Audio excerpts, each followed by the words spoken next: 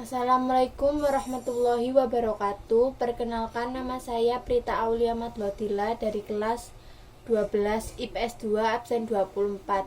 Saya di sini akan menceritakan tentang perubahan fisik saya, sifat saya, dan cita-cita saya dari mulai SD sampai ke SMA. Perubahan fisik yang saya alami dari SD sampai SMA tentunya tinggi badan. Karena dulu waktu saya SD saya tidak terlalu tinggi, badan sedikit berisi dan kulit sedikit gelap.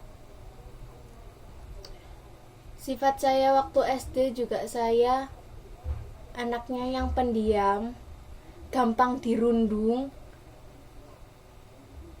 Waktu SD saya sering ditindas dan gak berani balas, tapi sifat itu udah saya hilangkan waktu saya masuk SMP. Waktu saya masuk SMP, saya ngerasa saya harus mengubah diri saya dari anak yang pendiam dan penakut buat jadi lebih berani buat ngelawan apa yang salah. Lalu waktu SMA, sifat saya nggak jauh beda dari waktu saya SMP. Fisik saya juga nggak berubah dari saya SMP ke SMA.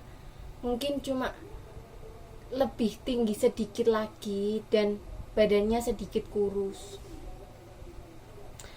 Cita-cita saya dari waktu SD, SMP sampai SMA juga banyak berubah karena banyak yang menginspirasi dalam kehidupan saya. Waktu SD saya sering bercita-cita jadi guru, dokter hewan, dokter gigi.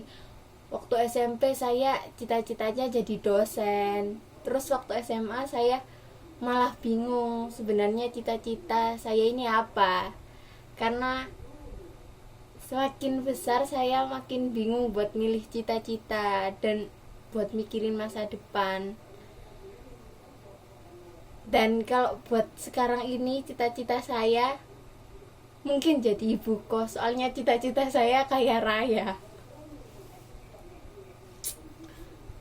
Tapi kalau buat yang pasti-pasti, saya pengen jadi penulis atau jurnalis, karena saya yang sekarang lebih sering menghabiskan waktu buat baca buku, baca novel, terus lihat orang-orang dari platform sosial media, dari Instagram, dari Twitter, itu banyak menginspirasi saya buat saya menjadi penulis. Saya juga suka mengarang cerita, ya meskipun bukan cerita saya, halunya saya buat bercerita itu menjadikan motivasi buat cita-cita saya.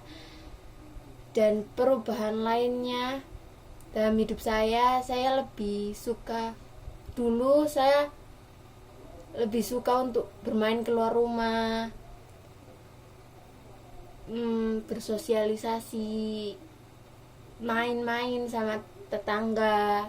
Tapi kalau buat saya yang sekarang, saya lebih menghabiskan banyak waktu di rumah dan di kamar buat membaca atau belajar. Ya, sekian dari saya. Wassalamualaikum warahmatullahi wabarakatuh.